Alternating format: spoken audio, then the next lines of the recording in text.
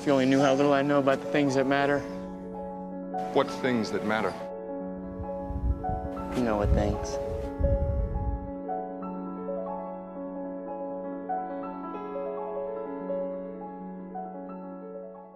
Hello everyone, and welcome to Call Me By Your Name Month. As the title card implied, so you already know what it is. The reason I'm doing a Call Me By Your Name Month in January is because we are celebrating the opening of the film of the same name in Nebraska on January 19th. So, I'm planning on doing a series of videos leading up to when me and my boyfriend actually go to see the movie, and we'll give you our immediate thoughts after we see it on the night we go see it. Also, I've never really done a themed month before, so this should be interesting and fun and something new. Maybe I'll never try it again, who knows. But, to start the month off, we are going to be looking at the thing that started it all, the book, Call Me By Your Name. Also, I think I'm one of, maybe the few people that likes the movie cover on the book a lot better than this cover, because this leaves very little to be desired. Which is actually a shame, because this book is so beautiful. You don't understand what the story is about just based on the cover or on the blurb on the back at all.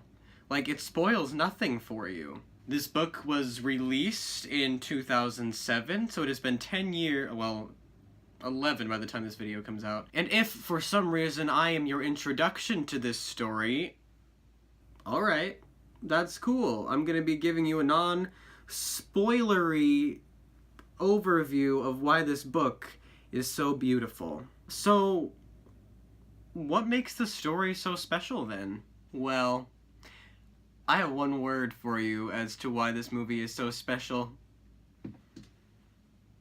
Feelings. Call Me By Your Name elicits so many feelings for the reader or the audience or whatever kind of medium that you want to go see it in or read it. It makes you feel the hot and sticky nature of the summer. The illustrious and melancholy feelings of first love. The ache of passion. The unfettered nuances of desire. The loneliness of being around people who just don't quite get you. And all of that is encompassed by our narrator, Elio, who is a 17-year-old Jewish-Italian boy living in Italy in 1983 when all of a sudden an American visitor comes. But it's not like this is any kind of surprise because his parents would board American tourists and students over their house for the summer for 6 weeks. So for Elio's family, this is kind of expected, but there's something special about this visitor that draws Elio's attention more so than any other.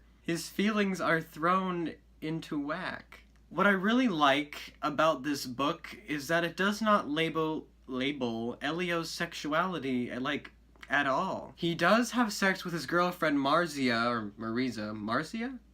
But he also has feelings for Oliver, and they do not call it bisexuality. They don't call it anything. The wonderful thing about this book is that it's not into labels. It's just about two people who just love each other over this 6-week period of time. There are, of course, some very beautiful set pieces in the book. There is one where Oliver and Elio go to Monet's berm, and they have a very pleasant, indirect declaration of love for one another. And of course, we have the scene where the title of the book comes from with the quote, "Call me by your name and I'll call you by mine." And something about a fruit.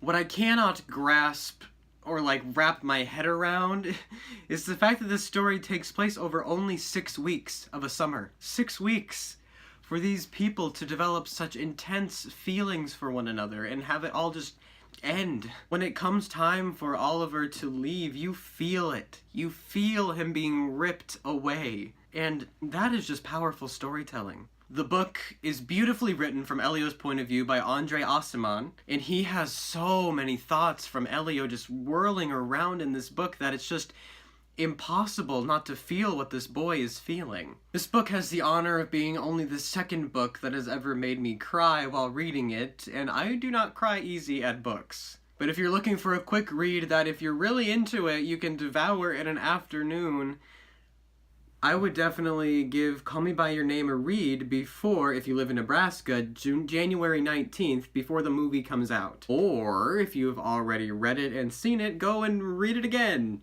See it again. You cannot see this too many times. This is Dustin signing off, but only for now. And stick with me next week when we talk about that beach scene.